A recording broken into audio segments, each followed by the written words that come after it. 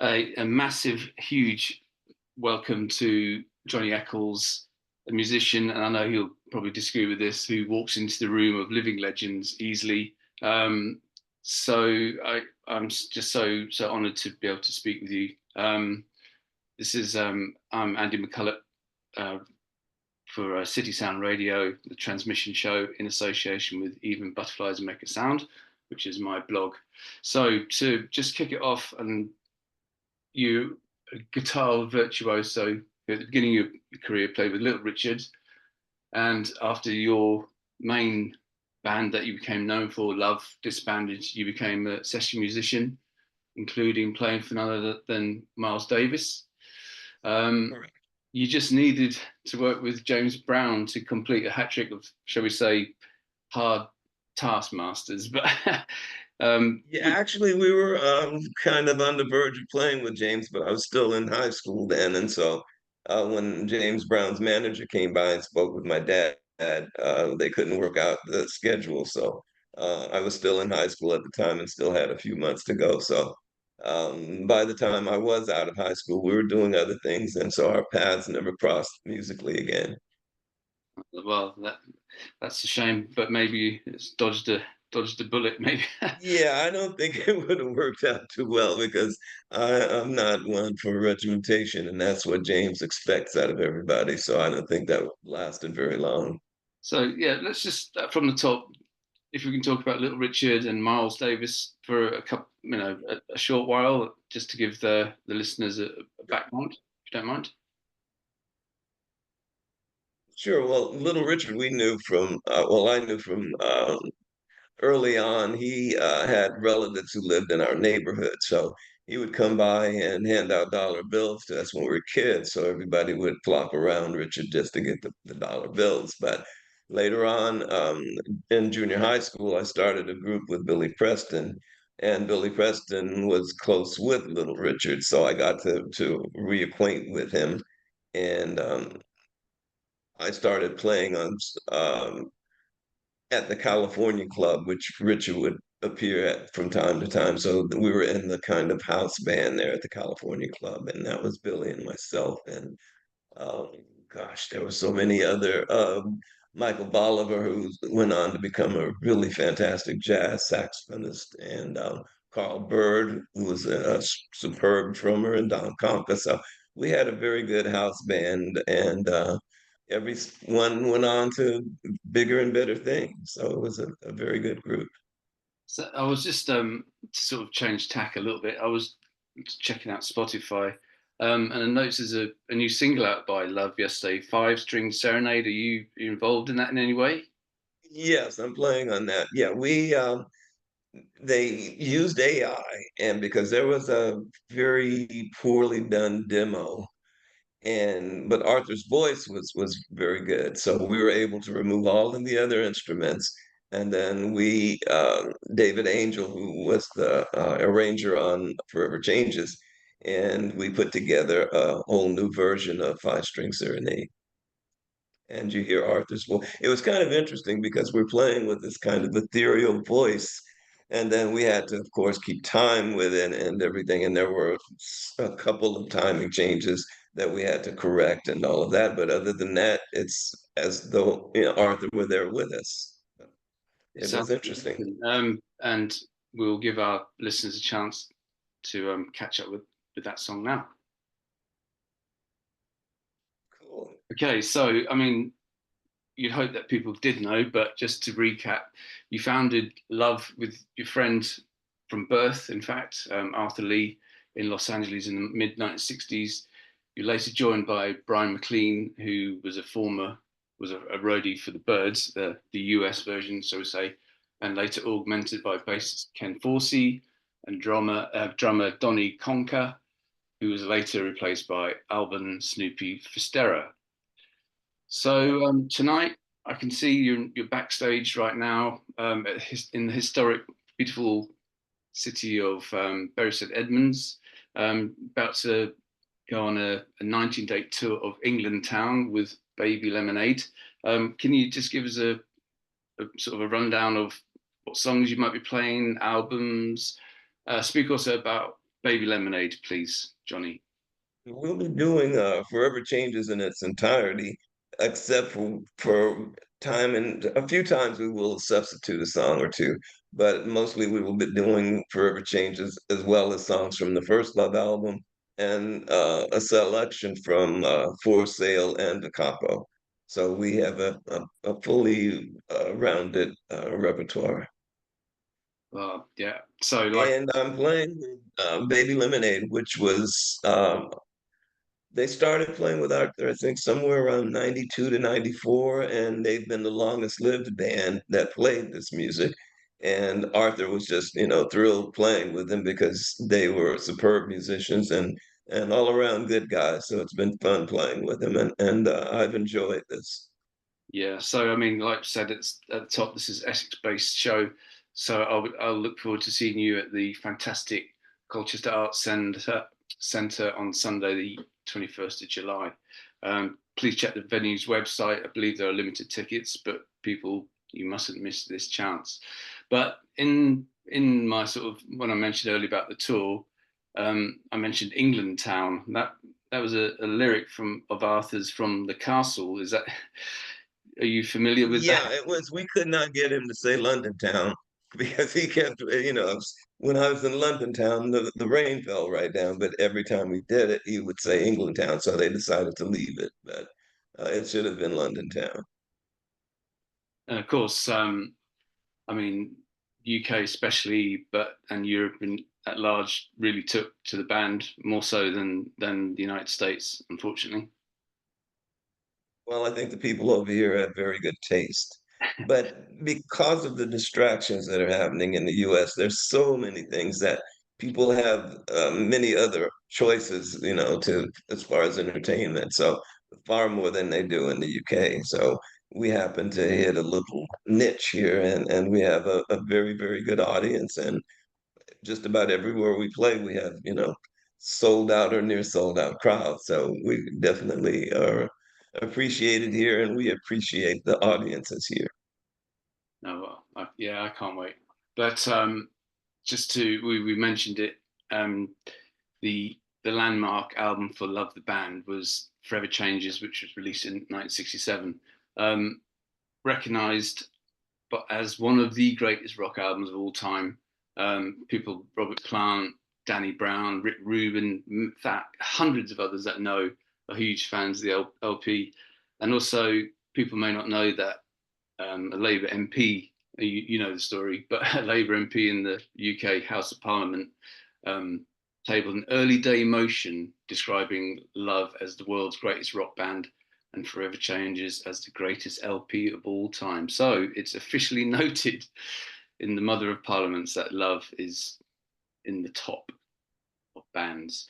So I mean that came Love Forever Changes came out in '67. It was meant to be a, a double album, but was scaled, was cut down just to one disc, and the songs that you and Brian McLean had written were shelved, unfortunately. So tell us when you tell us about your emotions and your reaction when you heard that the songs that you worked on for months were being. Of course, both of us were gutted, especially Brian, because we'd worked on these songs for a long time and we expected to kind of move away from Arthur's shadow, so to speak, because we had basically put together our own record and expected it to be recorded. And we get to the studio, we find Neil Young there. And, Neil Young hangs with us and smokes with us. And so, how are we going to listen to him as a producer? It was just not going to work. So, it started out, kind of chaotic just having him there. But so he was there for a couple of hours and we realized that it was not going to work. So Neil went his own way and we started working on Forever Changes. But Brian was, as I said, gutted by it, and he decided to engage in a minor mutiny. So he would not play Arthur songs the way he should have or normally would have. And so um, the record company wanted to do it and they wanted to finish this thing. So they brought in people from the Wrecking Crew and they did a couple of songs, and it became clear from the start that these are superb musicians, but they didn't sound like us. So I think on one of the songs that we do, there are members. I think Billy Strange, Don Randy, and Hal Blaine are playing with us. But other than that, they were no were not on the album per se. Sure. So I mean, the songs that your collection of songs for that particular album had a working title of Gethsemane. Is that right? And Yes, and the love. I chose the title Gethsemane because, as far as I was, that was the greatest betrayal in history. So I was a kid and came up with that as a working title, and it kind of stuck. Well, yeah, it sounds yeah, indeed. But I mean, in the recently there was news that the album might be released. What's the latest on that? Well, we're still working on it, and hopefully it will be released next year. And it will kind of complete the set, because Brian did If You Believe In. And so when the Gethsemane is finished, they will all be put together and you'll get the full, complete Forever Changes package. And so hopefully sometime next year that will be finished and released. Yeah, well, keep us posted, please. But Absolutely, definitely will. I mean, Forever Changes was released just a few months after Sergeant Pepper's by the Beatles, but there was no way that you were working on the album, so there was no direct influence, I'd say. But the production, the orchestration, the horns were just so like it came out of the sky at one particular moment. How did you feel The at that music time? was different back then. People were trying to push the envelope, but it wasn't as much about the money as it is now. Everyone was interested in doing the best they possibly could.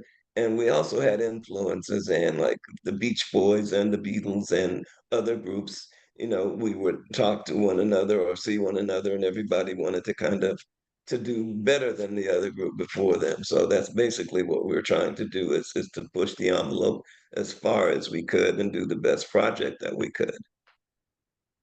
Can I just pause this a sec? Sorry. Okay, thanks. Um, so, I mean, in your view, given what you just said, why do you think Forever Changes has stood the test of time in such a way? I mean, at the time, Well, the because sales were bad. the album kind of spoke to the times that we lived in, and it had there were several different aspects. It's a very dark album, but it's also an optimistic album, and there's a thing of redemption, and there's so many different aspects to this album that it stood the test of time, especially on its own merits, but because of just life fluctuating and the things that happen throughout life. And it seems to speak to many of those things, and it could actually, the war in Vietnam was happening, and then you had the civil rights movement, and you had the assassinations and all of the things that were going on during that time. Like people think of the 60s as peace and love, but it was far from peace and love. It was just a time of turmoil. But then it was also a time of hope and optimism and change.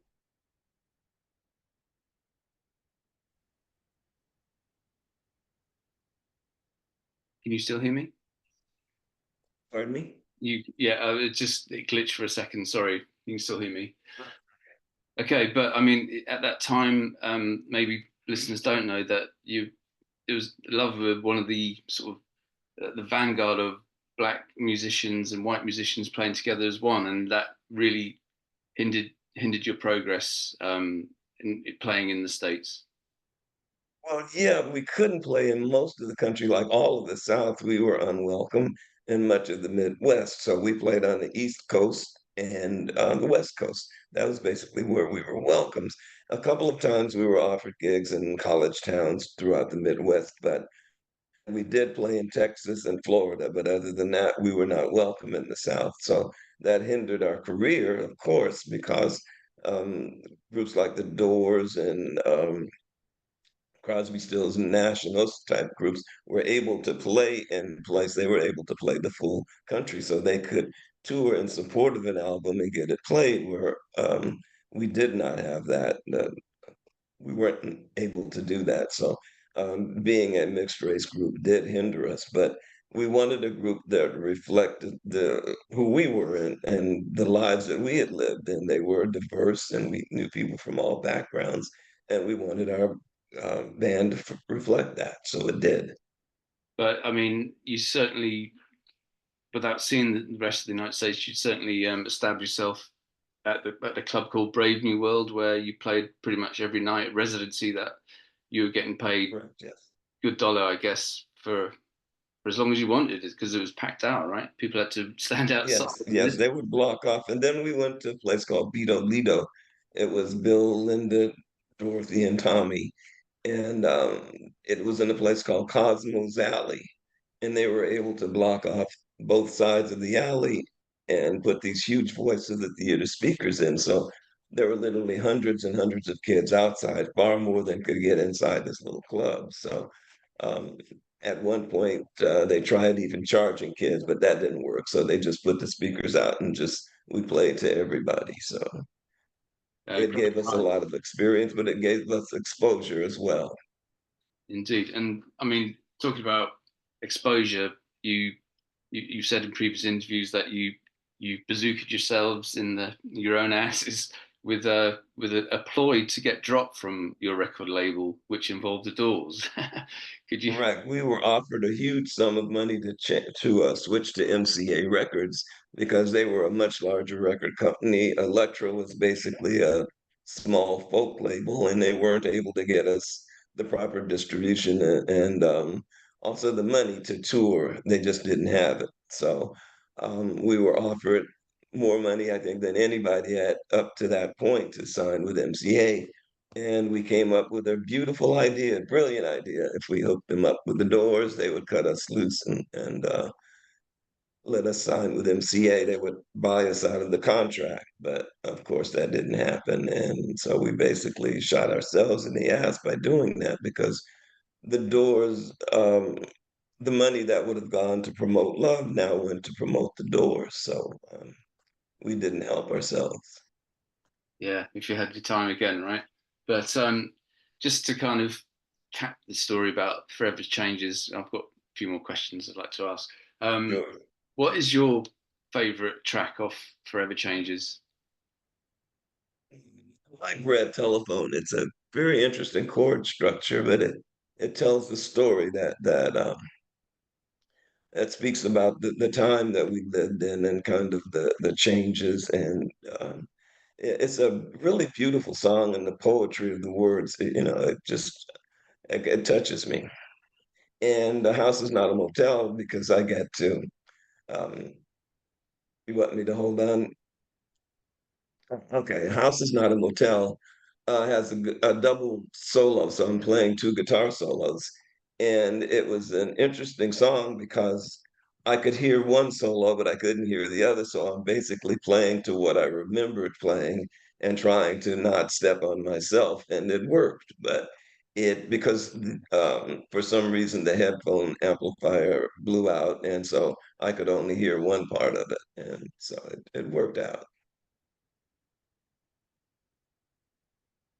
Well, yeah, I mean, to choose just two tracks from that is just, yeah, that's a difficult task for me to set you, but thank you very much. But I mean, there's so much attention on Forever Changes. The two albums came before that, which are kind of overlooked. Um, I mean, a track like such as Sign DC, which was written by Arthur Lee for your original drummer Donnie Conker, to do, as a tribute, I guess, as a eulogy. So hard hitting lyrically, but the vocals is so tender and respectful. Um, would you share some thoughts about your debut LP, please? Well, we were a loud, brash, hard driving rock and roll group.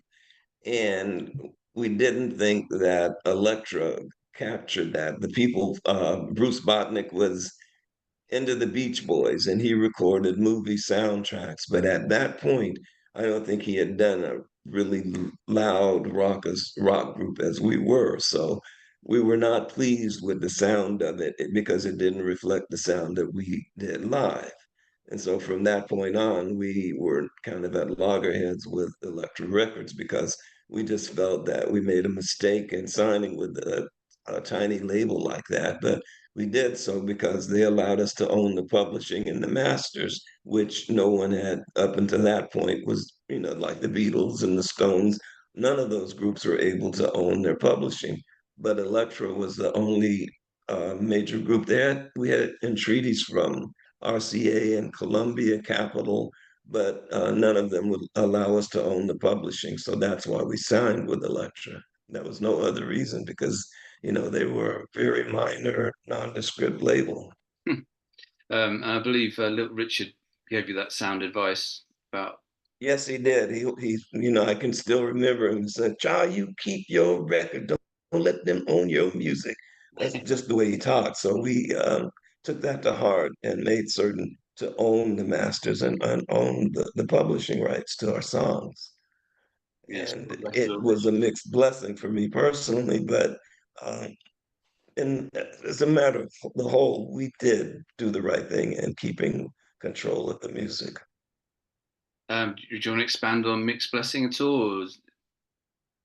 Well, personally, I would have received quite a bit more money had I done, because there were things and machinations behind the scene that happened that I was unaware of until much later. And there are things that I won't go into, but there are just personal aspects of it that I, I'll leave it at that. I appreciate It that. didn't work out as well as it should have personally. Okay. Well, I appreciate that. Also, I mean, then there's an incredible run of albums. In November '66, you released a sophomore LP, Da Capo, with I think it's your best-selling 7-inch single, with the incredible track Seven and Seven is. Just so far ahead of the game. I think some sort of massive explosion at the end was sort of already establishing your production credentials. This massive sound that would eventually become, realized with Forever Changes. But That song was interesting in that it started out as kind of a Dylan-esque song. Arthur was kind of an autobiographical song about Anita Billings, she's part of Message to Pretty and the Castle. She's kind of intertwined and she's kind of weaves in and out of the albums that we or the records that we did. And so Arthur had this ongoing thing with her. And the song basically was about that. And so it was a much softer song.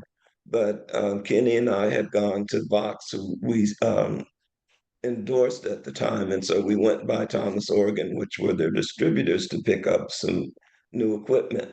And they had this thing, probably the first bass distortion pedal, and they gave it to Kenny, and they gave me this really cool um, tremolo effect.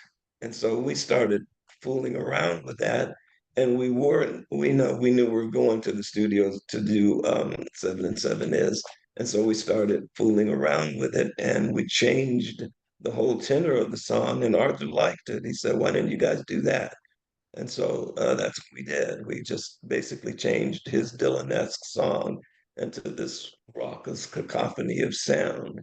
And it worked. We were in the studio probably 7 or 8 hours, and I think we did well over 100 takes to finally get it right because the drummer had to keep up with the pulsating vibrato. And if he even was just a little bit off, it would throw the whole track off and we'd have to start over and over again. So it wasn't the thing that you could, add on later. It had to be part of the whole, otherwise it wouldn't have worked. And so it required a number of takes, but finally, in the end, Snoopy pulled it off, and I think he did a fantastic job. indeed, my son was listening to that to the album yesterday. He's 21 and mad, going crazy on his guitar work. But and we both remarked how the drummer was just the driving force, just this energy that the sessions must have been incredible. Yeah, my fingers were actually bleeding by the time we finished because you're playing one song over and over and over 100 times. It can get to you after a while. So, yeah. So I mean, moving on. After the classic Love line lineup broke, disbanded in '68, you relocated to New York City, started a family, I believe, and settled down to work as a session musician. As we mentioned at the top, you worked with Miles Davis. Would you care to elaborate on what albums that you Well, worked on? Miles was he was a friend first off, and he was coming out of kind of a hiatus where he was basically a painter, and he had given up music, and he gradually was coming back to where he wanted to play again. And a few times we had just taken day trips, and we went to Central Park, and they would have these drum circles of people beating on tin cans and trash cans, whatever they could, just to make a noise. And Miles was intrigued by that, and he wanted to put those people together in the studio to make an album. Well, we got in the studio and we tried, but these were not trained musicians and they didn't know how to leave a space for the soloist for Miles to play. So we basically had a record full of noise. And so it never was released. It still belongs to his estate.